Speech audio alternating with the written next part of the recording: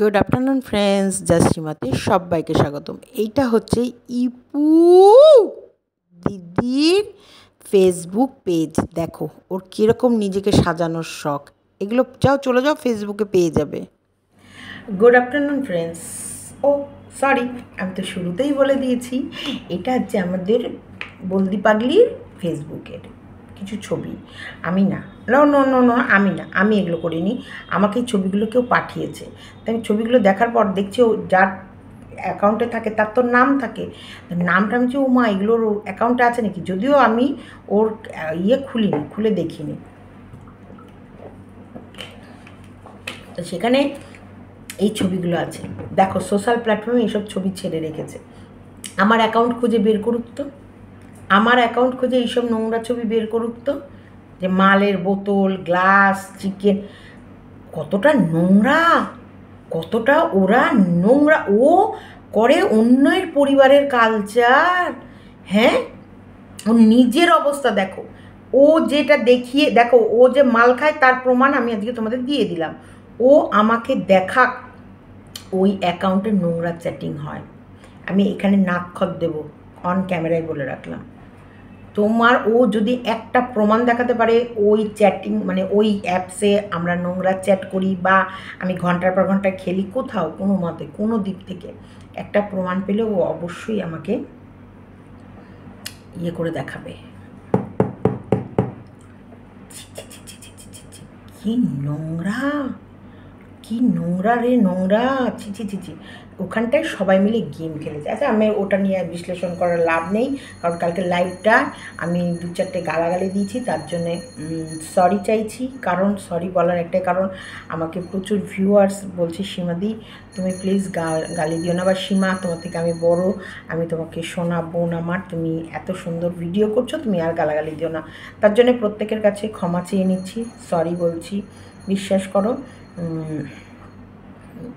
না আমি আর গালাগালি দেব না, এটা তোমাদের কাছে আমি প্রমিস, মানে চেষ্টা করব যাতে আমার মুখ থেকে গালি না বেরোয়। দেখো আমি তো সুন্দরভাবে ভিডিও দিই, কিন্তু কালকে একটা বয়স্ক মানুষ, গীতাদি আমার থেকে তো বয়সে একদিনের হলেও বড়, আর তাকে সম্মান করি, তার মেয়েটার বিয়ে হয়ে গেছে, তাহলে সেই জায়গায় এমন কিছু আমার নাম করে যেন মিথ্যে অপপ্রচার না হয়, যাতে তাদের ফ্যামিলিতে কোনো ক্ষতি হয়। তো সেই কারণে আমার কালকে মাথাটা গরম হয়ে গেছিলো, সরি। এবার আসি আমার টেপলু, যার বিয়ে তার হুঁশ নেই, যার বিয়ে তার ধুম নেই, পাড়াপড়শির ঘুম নেই। তো যার বিয়ে অ্যাকচুয়ালি দাদা, কোন দাদা, ওই মামা তো মামার বাড়ি গেছিল না, ওই যে মামার বাড়ি গেছিল, বলছিল না একদম আসবো বিয়েতে, 1 মাস পরেই তো বিয়েতে এসে এতদিন থাকবো এরকম, সেই মামার মেয়ে। হ্যারে টেপি, নির্লজ্জ, বেহায়া, অসভ্য, নোংরা ইতর, তোর যে ক্যারেক্টারে ফালা ফালা হয়ে যাচ্ছে, তার ভেতরে পোশাক কিনিস কেন? উলঙ্গ চল না।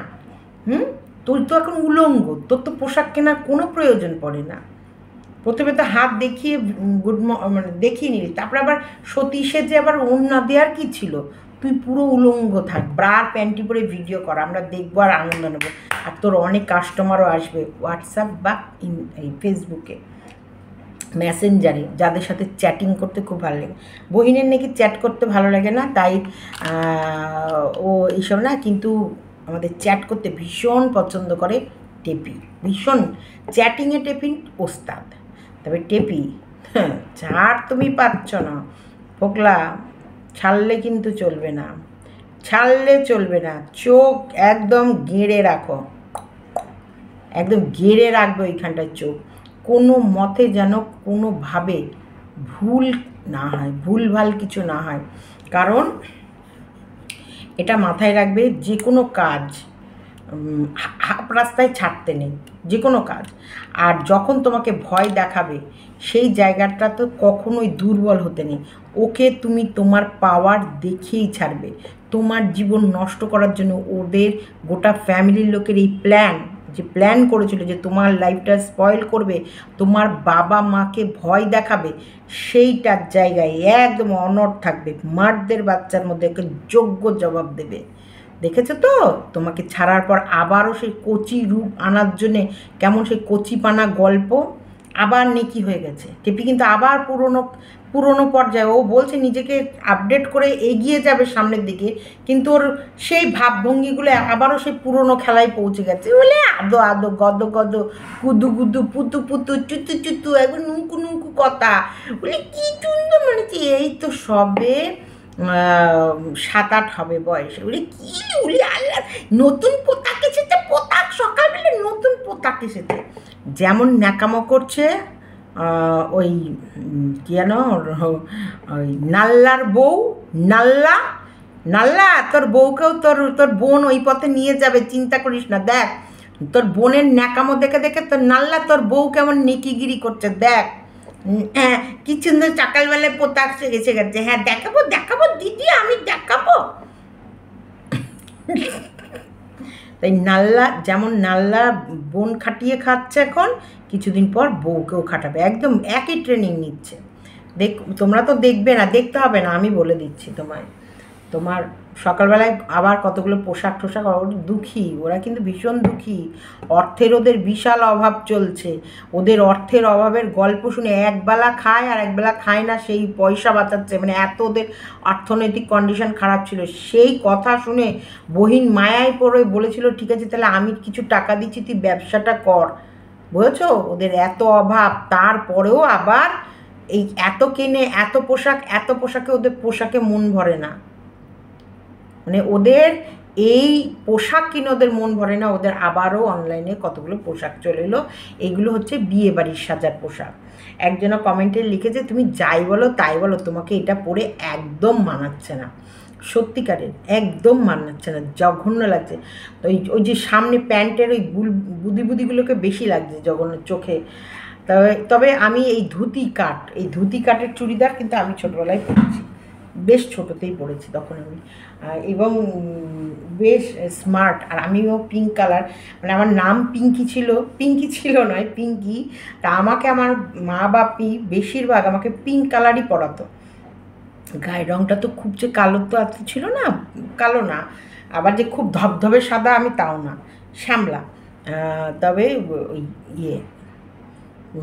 ওই চুড়িদার মানে বেশিরভাগ আমাকে পিঙ্ক কালার, মানে গোলাপি নয়, গোলাপি সরি, পিঙ্ক মানে তো গোলাপি, রানি কালার নয় খুব একটা, গোলাপি কালারের জামা হবেই হবে পুজোতে, গোলাপি কালারের জামা হবেই হবে পয়লা বৈশাখে। যেমন আমি আমার মেয়েকে বেশি সাদা পরাতে পছন্দ করি, আমাকে আমার মা ছোটোবেলায় বেশি পিঙ্ক কালার মানে গোলাপি কালার, লাইট গোলাপিটা পরাতে বেশি পছন্দ করতো। তাই লাইট ওইরকম গোলাপির ধুতি চুড়িদার আমার ছিল, মানে ছোটোবেলায় ফটো তুলেছি, এগুলো আছে। তো এরকম ছোটোবেলার ছবি আমার মনে পড়ে গেল, এই চুড়িদারটা দেখে ফট করে তখন মনে পড়ে গেল যে আমার এরকম ধুতি কাটিং। তবে আমি কিন্তু মডার্ন পোশাক খুব কম পরেছি বলতে দেখো 14+ বিয়ে হয়ে গেছে, তখনকার সময় আমার মনে আছে লং স্কার্ট বেরিয়েছিল, লং স্কার্ট সবে নতুন বেরিয়েছে, তখনই কিন্তু আমার বিয়ে হয়েছে। কিন্তু আমার বিয়ের পর আমি আর কোনো ফ্যান্সি ড্রেস পরিনি, শাড়ি। আমি জানি না আমাকে শুভ কোনো দিন বারণ করেনি, বা আমার মা বাপি কিনে দিতে চেয়েছে, সুব্রত মজুমদারও পরাতে চেয়েছে, কিন্তু আমার কেন কি জানি আমি আমার মাকে শাড়ি পরতে দেখেছি, আমি আমার মাকে সবসময় শাড়ি পরতে দেখতাম। তাই ওর থেকে আমারও শাড়ির দিকেই নজর ছিল যে আমারও বিয়ে হয়ে গেলে আমি শাড়িই পরবো। তাই বিয়ের পরে আমি শাড়িই পরতাম, আমি কোনো সময় ফ্যান্সি কোনো পোশাক সেভাবে পরিনি। আর শরীর ভারী ছিল না, রোগা পাংলা ছিলাম, তখন ইচ্ছা করলে চুড়িদার পরতে পারতাম, কিন্তু রুচিতে আসেনি। আমি জানি না রুচিতে, ওটা আমার নিজের রুচিতে আসেনি, আমার নিজে থেকেই শখ ছিল শাড়ি পরার, তাই আমি শাড়িই পরতাম। নাইটি পরতাম পরে, কিন্তু প্রথমে শাড়িই পরতাম, সকালেও শাড়িই পরতাম, বাড়ি পরার দোকানের শাড়ি আর তোলা শাড়ি তো আলাদা শাড়ি। তো তারপরে ধীরে ধীরে নাইটি ঠাইটিতে এসেছি। এবার কিন্তু টেপির আবারও যেন হচ্ছে সেই পুরনো 14-15 বছরের সাজ পোশাক, একদম 7-8 বছরের ভাষা কথা। এরা, আমি শুধু মনে মনে ভাবি এরা সমাজের কোন স্তরের লোক, এরা অ্যাকচুয়ালি এই সমাজের কোন স্তরে এদেরকে রাখলে ভালো হয়।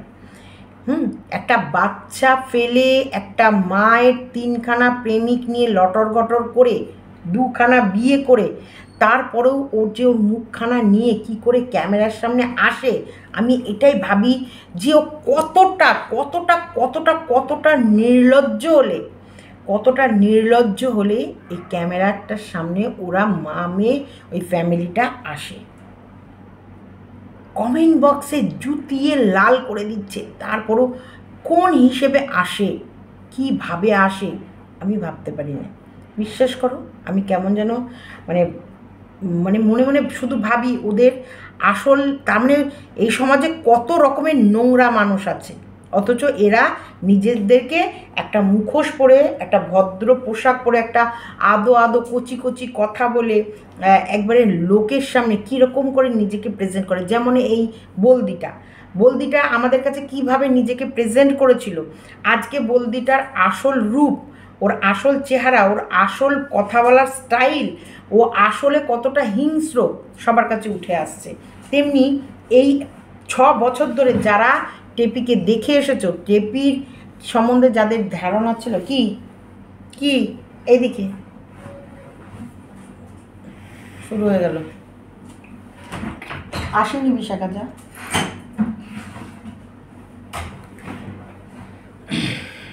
টেপি মানে কতটা ভদ্রভাবে ওকে চিনতে জানতে, ওর ফ্যামিলিটার সম্বন্ধে যেসব মানুষের ভালো ভালো ধারণা ছিল, তাদের আজকের ডেটে ধারণা কী, আজকের ডেটে তাদের ধারণা কী। টেপি যতটা ভদ্রমুখ, ততটা মনের ভেতরে নোংরা ক্যারেক্টার, তেমনি এই বলদিটারও ওপরে যতটা মানে নিজেকে একটা ভালো ফ্যামিলি বা ভালোভাবে নিজেকে ভালো ব্যাকগ্রাউন্ড বা ভালো কালচারের ও নিজেকে যতটা দেখাতে চায়, ওর পেছনে কতটা নোংরা ইয়ে আছে। ওরা এরকম পার্টি শার্টি প্রায় করে, পার্টি এরকম মাল ঝাল প্রায় সময় খায়। ও কি করে কন্ট্রোভার্সি করতে বসে, ওর না রান্নাঘর নোংরা, ওর হচ্ছে বাড়ি নোংরা, ও কাজে কুড়ে, ও কি হিসেবে মানে কন্ট্রোভার্সি করতে বসে অন্যের ব্লগ নিয়ে, আমি বুঝে পাই না। টেপি একটা মাতাল, টেপির হচ্ছে এখন নতুন ননদও আরও মাতাল, মাতাল বলদি। মানে তাহলে দেখো এদের অ্যাকচুয়ালি ক্যারেক্টারটা কি, আর তোমাদের কাছে এরা সেজে বসে ওর আসল ক্যারেক্টার কি, আর ও তোমাদের কাছে সেজে বসে কিভাবে, সেজেও তোমাদের কাছে কত সুন্দরভাবে কীরকম একটা ভদ্র মুখ নিয়ে ভদ্রভাবে, মানে নো বাজে স্ল্যাং, নো বাজে গালি, অনলি ফান। কিন্তু ওর আসল ব্যাপার ওর মনের ভেতরে কতটা নোংরা পোড়া, সব দেখবা কোনো দিন কোনো নোংরা কোনো দিন চাপা থাকে না, এগুলো ধীরে ধীরে ধীরে ধীরে তার আসল ক্যারেক্টারটা সত্যি লোকের কাছে চলেই আসে, কোনো মতে আটকানো যায় না, তার আসল ক্যারেক্টার লোকের কাছে চলেই আসে। তো তেমনি যেমন টেপির ক্যারেক্টার 6 বছর পরে হলেও ও কিন্তু ওকে ওর আসল ক্যারেক্টারে ও নিয়ে চলে এসেছে, ও চরিত্রহীন। আর এও মাতাল, এও কিন্তু এর আসল চরিত্র সে বেরিয়েই এলো। এই লোকের খুঁজতে ওর যে পেছনে কতগুলো মানে ওর পাছাটা যে কীভাবে খোলা আছে ও ভুলেই গেছে, ও পাছা খুলে রেখে দিয়েছে, অথচ প্রত্যেকের পেছনে কামড়ে বেড়াচ্ছে। তো এইবার নিয়ে সবাই মিলে ওর পাছা উদ্ধ করে দিয়েছে, নাহলে আমি জানতামই না যে ওর ফেসবুকের ভেতরে এইসব ছবি ছাড়া আছে। এইসব ছবি কিন্তু খারাপ ছবি না, কিন্তু হ্যাঁ যে সমাজে যে ও যেভাবে কালচার করে অন্যর ফ্যামিলিকে নিয়ে, অন্যকে নিয়ে, মাতাল ফোকলাকে মাতাল বলে, যে নিজে মাতাল, যে নিজে মাল খেয়ে ওর বরের সাথে ওই নেটফ্লিক্সের বাজে বাজে সিনেমা দেখে নিজেদের গোল্ডেন টাইম ওভার করে, তারপর আবার ও অন্যের ক্যারেক্টার নিয়ে কালচার করতে বসে। এবার ও ওর বরের সাথেই যে শুধু গোল্ডেন টাইম কাটায় কিনা এটা তো আমাদের জানা কথা নেই, কারণ ওর গোল্ডেন টাইম ওভার করার জন্যে ওরা এই যে কতগুলো গ্লাস দেখছি, কতগুলো মানুষ দেখছি, অনেকেই থাকতে পারে ওখানে, কিন্তু 3খানা শুধু 2খানা গ্লাস আমরা কোথাও দেখিনি, অনেক কটা গ্লাস দেখেছি, অনেক কখন কার সাথে কোথায় গিয়ে কর্নারে গিয়ে কোন ক্যারেক্টারটা ঢিলা করে চলে এলো এটা কি আমরা জানতে পারছি? আমাকে এরকম বলেছে, হ্যাঁ হ্যাঁ আমরা পার্টি ফার্টি করি, এগুলো যাই, হ্যাঁ খাই আরামসে, ওরা মালটা সব সব চলে। আমাকে বলেছে সিরিয়াসলি, অন গড বলছি, মিথ্যা কথা একদম বলছি না আমি। আমাকে বলেছে যে হ্যাঁ হ্যাঁ আমি খাই, মানে আমি খাই, আমি মাল্য খাই, ইয়ে খাই। শোনো ওইসব নিয়ে আমরা পার্টি সার্টি করি, অনেকজন মিলে, অনেক কজন আসে, ওর বাবার বন্ধু টন্ধু সব আসে, সবাই মিলে। এখন কার সাথেও মুখ কালা করে না করে আমাদের কি জানা আছে? আছে? এই টেপিকটা না ধরা পড়লে আমরা জানতাম, সত্যিকার টেপিকটা না ধরা পড়লে টেপি যে এই রকম চরিত্রের, এই রকম ওর ঢিলা, সব কিছু আমরা জানতাম না। আমরা ভাবতাম আহারে গৃহবধূটা কি ভদ্র, কি পারভারিশ দিয়েছে গৃহবধূর মা বাবা, আহা দেখেছো এত সুন্দর কালচার, এত সুন্দর পারভারিশ, মেয়েটা কি সুন্দর শ্বশুর শাশুড়ি স্বামী সন্তান নিয়ে হাসি খুশিতে সংসার করছে। আমরা এটাই, তা আমরা যেটা সত্যি ক্যামেরায় দেখি সেটা আসলেই আদতেও সেই সত্যি নয়। সিনেমাতেও তাই, আমরা যে সিনেমাতে যে ক্রিয়েটারগুলোকে দেখি, যে ক্যারেক্টার নিয়ে সিনেমা করে, আদতে কিন্তু সেই ক্রিয়েটারের সেই ক্যারেক্টার নয়, তাদের অপোজিট রূপই হতে পারে। তাই কখনোই এই ক্যামেরায় দেখে বা এই এখানে দেখে এখন আর মানুষকে জাজ করো না, সে আমার ক্ষেত্রেই হোক না কেন। আমি তবে একটা জিনিস কি, আমি যখনই যে কোনো কথা যখনই উঠে আসে, আমি চাই আমি যেন আমার লাইফের প্রত্যেকটা কথা কারবা যদি খারাপও হয়, দেখো আমি তো এমন নয় যে আমার লাইফের প্রত্যেকটা জিনিসই পজিটিভিটিতে ভর্তি, আমার লাইফে এমন কিছুই ঘটেনি, এমন কিছুই হয়নি, এমন কিছুই করিনি, এমন কিছুই না, আমি সাধু সন্ত আমার মতো ভদ্র নেই না। তবে যেটাই হবে, যেটাই তোমাদের কাছে সামনে আসবে, যেটাই চলবে, সেটা আমি তোমাদেরকে এটুকু আমি আশ্বস্ত করব যে আমি সব কটা কথা তোমাদেরকে সত্যি বলবো, সব কটা কথা আমি তোমাদেরকে সত্যি বলবো আর সত্যি বলবো। কারণ যা হবে তাতে যদি আমার চ্যানেল থাকলো না থাকলেও কিন্তু তবুও আমি তোমাদের কাছে কিছু কথা সত্যি বলেই যাব।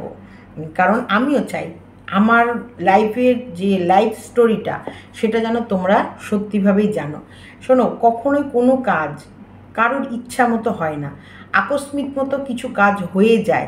তাই আকস্মিক মতো কিছু কাজ হয়ে গেলে সেটাকে কি করে সেইটাকেও সামলে নিজের জীবনকে আবার গতিবিধিতে ফেরানো যায়, গতিবিধিতে আনা যায়, কিভাবে সমস্ত দিকটা ম্যানেজ করা।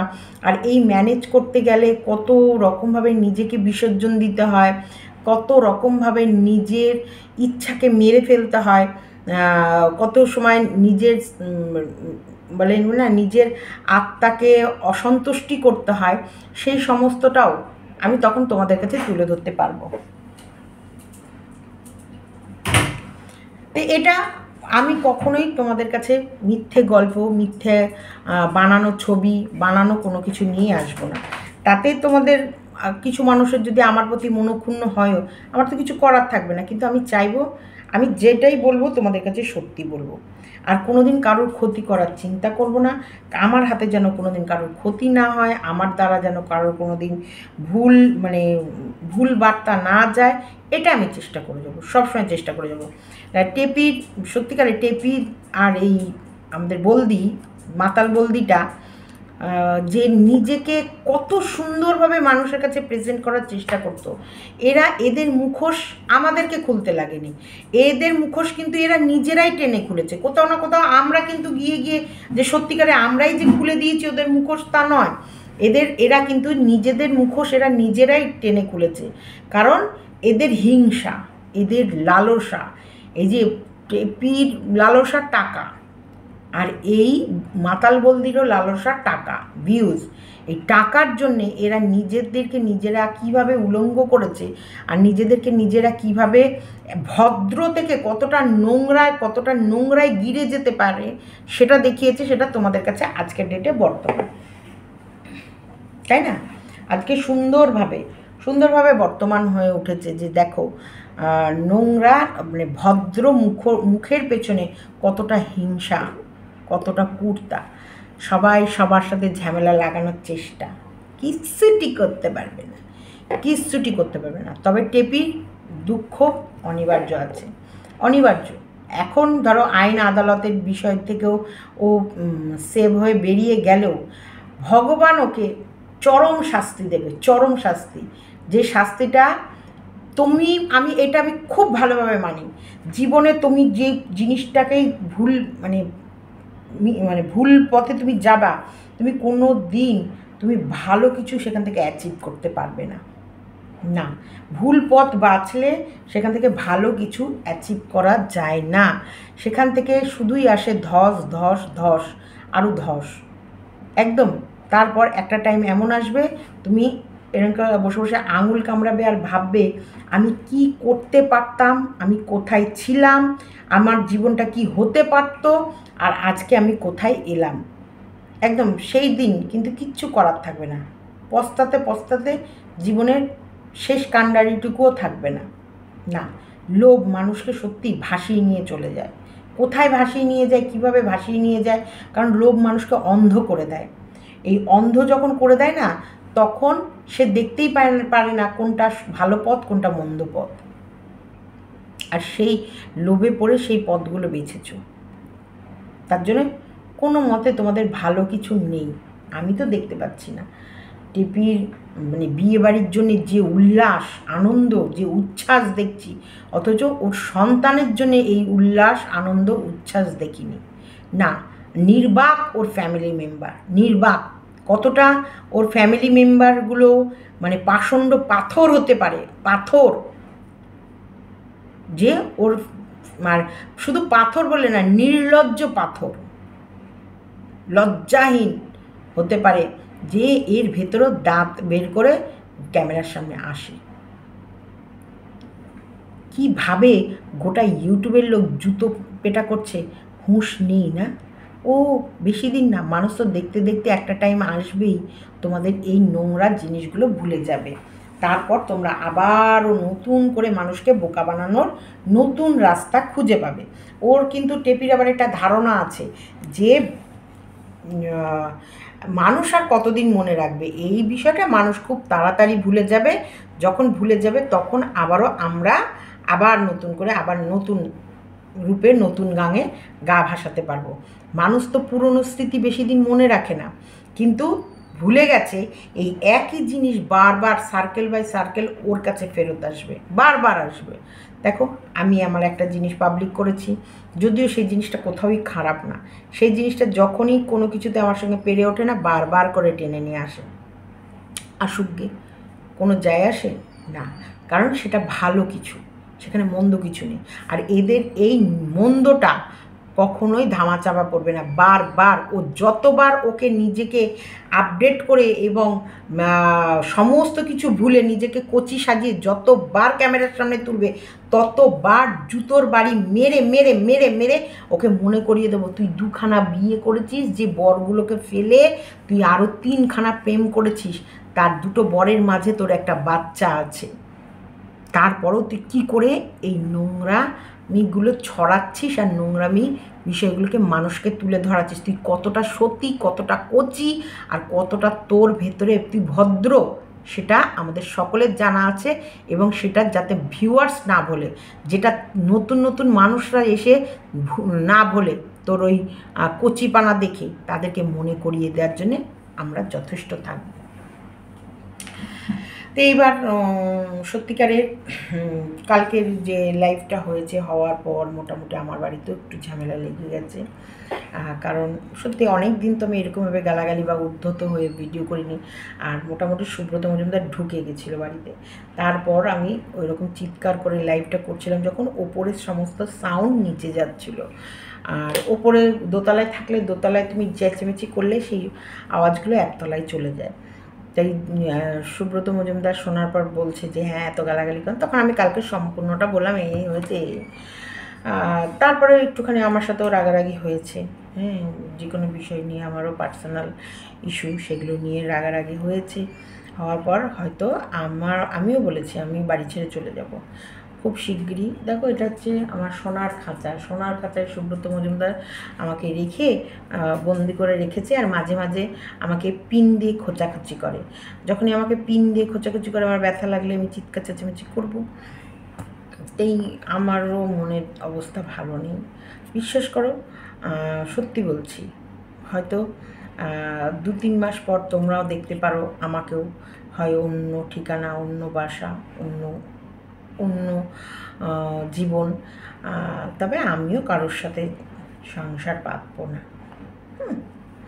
আমি আমার জীবন আমি আমার মতো করে একা একা একা একা একা শেষ জীবনটা আমি একাই কাটিয়ে দেবো। আমাকে ঢেপি এটা ওই সরি বলদি, মাতাল বলদিটা বলেছে আমার মা বাবা আমাকে যখন ফেলে গেছে তখন নাকি তারা বুঝতে পেরেছিল আমি কতটা খারাপ, কতটা খারাপ।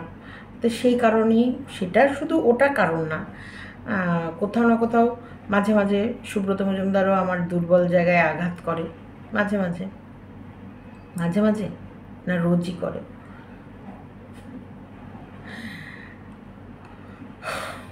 তাই দুঃখ আমার মনেও আছে, বিশ্বাস করো। আমাকে নিয়ে কেউ কিছু বললে আমার অতটা গায়ে লাগে না, কিন্তু এইটা আমি জানি না তাদের ভিতরে, এটার ভিতরে কি খারাপ পায় ওরা আমি জানি না। এটা তো খারাপ কিছু না, হতে পারে কোনো মা কষ্ট করেই তার বাচ্চাটাকে ফেলেছে, হতে পারে না, হতে পারে যে সে বুঝতে পারেনি, হতে পারে কেউ কেড়ে নিয়েছে। দেখো, সঠিকটা যখন আমায় জানায়নি বা সঠিকটা যখন আমি জানি না, এই সম্বন্ধে তো আমি বলতে পারি না। এক এক সময় এক একটা মানুষ এক এক রকম করে বলে।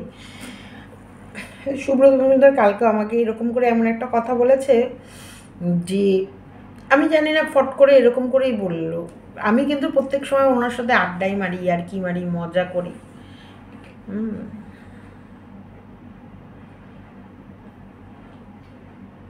দিয়ে তোমার এমন করে একটা কথা বললো, আমার আমার কান যেন মনে হচ্ছে কি স্তব্ধ হয়ে গেছে, বন্ধ হয়ে গেছে। আমি কালকে এসে দোতলায় এসে দেখো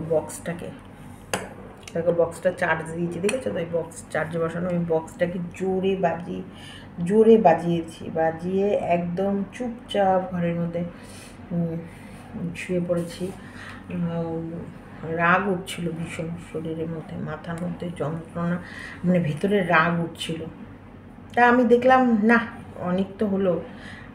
আরেকটা জিনিসও, হ্যাঁ, উনি আমাকে সত্যি সুখে রেখেছে, এবং এটা নিয়েও ওনার ভেতরেও একটা, এই যে অহংকার দম্ভটা না, ওনার ভেতরে এটাও একটা জিনিস আছে যে ওনার মতো সুখী আমাকে কেউ রাখতে পারবে না, বা ওনার মতো সুখ আমাকে কেউ দিতে পারবে না। সেই কারণে উনি আমাকে যা বলবে, যেরকমভাবে বলে, যা বলে সেগুলো আমাকে চামড়া মোটা করে নিয়ে ওই শুনে না শোনার মতো করে তাই করি। অনেক সময় আছে ফ্যামিলি তো, স্বামী বা বাড়ির, তাই করি যে অতটা আমি গায়ে মাখি না বা ইয়ে করি না। কিন্তু শেষের দিকে ভাবছি না, জীবনের শেষ কটা দিন একটু নিজের মতো কাটাবো। ছেলে মেয়ে বড় হয়ে গেছে, আমার কোনো টেনশন নেই।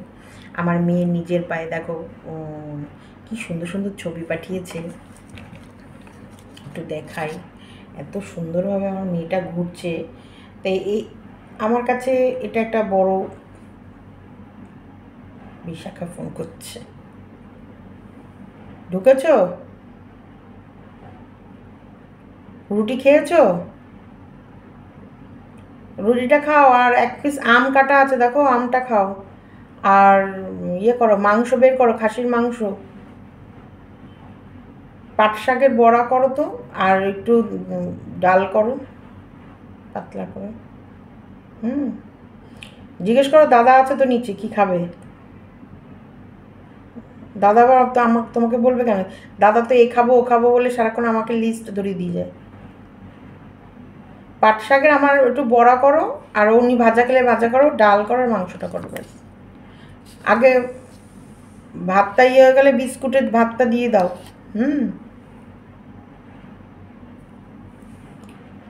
বিশাখা একতলা থেকে দোতলায় ফোন করছে। আমাদের সব মিনিস্টারের বসবাস। আমার মেয়ে, আমার ছেলে। বলো। ও কোথায়, গেটের কাছে? আচ্ছা আচ্ছা দাঁড়া। না এসছিস, বাড়িতে এসছিস? আমার বাড়ির সামনে এসছিস কি? আচ্ছা আচ্ছা। মায়ার সংসার, এখনই দুঃখ প্রকাশ এইরকম করে আমাকে বেঁধে রাখে, জানো এরা। সুব্রত মজুমদার আমাকে চরম ছোট থেকে ছোট করে, আর এই ছেলে মেয়েগুলো এরকম মায়ায় বেঁধে রাখে। কোথায় যাব মেয়েদেরকে ফেলে? এদের কাছাকাছিই থাকবো, বেশি দূরে যাব না, কৃষ্ণনগরেই থাকবো, শহর ছেড়ে কোথাও যাব না। ভিডিও বন্ধ থাকবে না, যেমন থাকবো, যেমন খাবো, যেমন পড়বো, যেমন উঠবো, পরনিন্দা পরচর্চা করা ছাড়বো না। আর যেমন পরনিন্দা চর্চা করা ছাড়বো না, কন্ট্রোভার্সি ভিডিও দেব, আর ভিডিও দেব তোমাদেরকে, প্রত্যেকটা মুহূর্ত দেখাবো কত মেয়েদের ওপর দিয়ে কত জ্বালা, কত দুঃখ, কত যন্ত্রণা যায়, তারপরও হাসি মুখে কিভাবে সব ত্যাগ করে কিভাবে নিজের জীবনকে চালাতে হয়। সব কিছু না সত্যিকারের অত সহজ না সব কিছু। সত্যিকারে আমি যেভাবে ম্যানেজ করি না প্রত্যেকটা মানুষকে, প্রত্যেক সংসার বলো, বাইরের মানুষ বলো, যাকে নিজের ভাবি সেই সব মানুষগুলোকে বলো, যেভাবে আমি ম্যানেজ করে যেভাবে আমি সুন্দর করে প্রত্যেকটা মানুষের জীবনকে সুন্দর করে মানুষের কাছে প্রেজেন্ট করেছি, সেই জায়গাগুলোই না যখন মানুষের এইরকম কুট নোংরা কীটের মতো মানসিকতা দেখি, তখন কিন্তু খারাপ লাগে। যেমন সুব্রত মজুমদারের আমি এত সব কিছু ভালো দেখি, অথচ ও আমাকে নিয়ে যখন কোনো কথা বলে না, তবে সুব্রত মজুমদারও কিন্তু ভীষণ হিংসাত্মক। হ্যাঁ আমি বলছি, দেখো আমি আমার স্বামীর এত প্রশংসা করেছি, তবে একটা জিনিসও বলি, সুব্রত মজুমদার যদি কোনো কথা বলে না, তোমার হাড়ের না কবজাগুলো মানে কি ভেঙে যাবে। সুব্রত মজুমদারের কথার এত ধার, ওই মানুষের সাথে আমি 30টা বছর একই ছাদের নিচে কাটিয়ে গেলাম। এত ছোট করে কথা বলতে পারে না, এত ছোট করে, সেকেন্ডের মধ্যে তোমাকে তোমার ওই অস্তিত্ব তোমার নাড়িয়ে দেবে, সেকেন্ডের মধ্যে। আবার সেকেন্ডের মধ্যে সমস্ত কিছুকে সরিয়ে রেখে আবার হাতে পায়ে ধরবে। সবার ক্ষেত্রে না, ওই একমাত্র এই বান্দির ক্ষেত্রে, কারণ জানে এই বান্দি সরে গেলে ওর মুখ থুবড়ে কীভাবে পড়বে। কিন্তু ওই যে জাত যায় না মোলে আর ইল্লত যায় না ধুলে, এই ইল্লত ধুলেও যাবে না। যার যেটা আসল ক্যারেক্টার, যার যেটা আসল রূপ, সে সেটা আনবে, সে সেটা তোমাদের কাছে শুধু ক্যামেরা বলে না, প্রত্যেকটা মানুষের জীবনে সেই পজিশনটা তুলে ধরবে। তোমাদের বাড়িতেও দেখো এরকম কোনো না কোনো ক্যারেক্টারের লোক আছে। হ্যাঁ, মানুষের সামনে কত ভালো, কত ইনোসেন্ট, কত ভদ্র থাকে, কিন্তু আসল চেহারা, আসল কুর্তা শুধু ও জানে। নিজের ইচ্ছা মতো কথা আরেকজনের মুখে চাপিয়ে দেবে।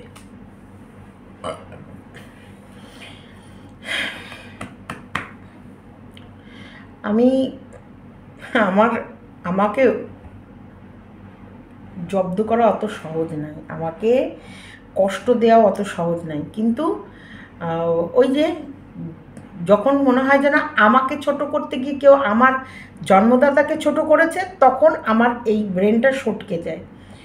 আমাকে বলছে বলুক, আমারটা গায়ে লাগে না, কিন্তু আমাকে বলতে গিয়ে যার সত্যিই কি প্রবলেম ছিল আমি জানি না, যার সত্যি কি জ্বালা ছিল আমি জানি না, আমার কোথাও না কোথাও এখন তার কষ্টটা, তার জ্বালাটা, তার দুঃখটা আমার জানতে ইচ্ছা করে, কিন্তু তার সত্যি আলাদা কি জ্বালা ছিল, কি কষ্ট ছিল, কি যন্ত্রণা ছিল, যেটা আমি জানি না। কিন্তু সেই মানুষটাকে যখন কেউ ছোট করে বা যে কোনো বিষয়ে, সেই ওয়াইটির কেউ হোক না কেন, তখন আমার এই ব্রেনটা সটকে যায় বা আউট অফ কন্ট্রোল আমি হয়ে যাই হয়তো। তোমরা ভালো থেকো, সুস্থ থেকো। আমি যা বললাম মনে রেখো। আমিও খুব শিগগিরই বাড়ি ছেড়ে বেরিয়ে যাচ্ছি। চলো টাটা, ভালো থেকো।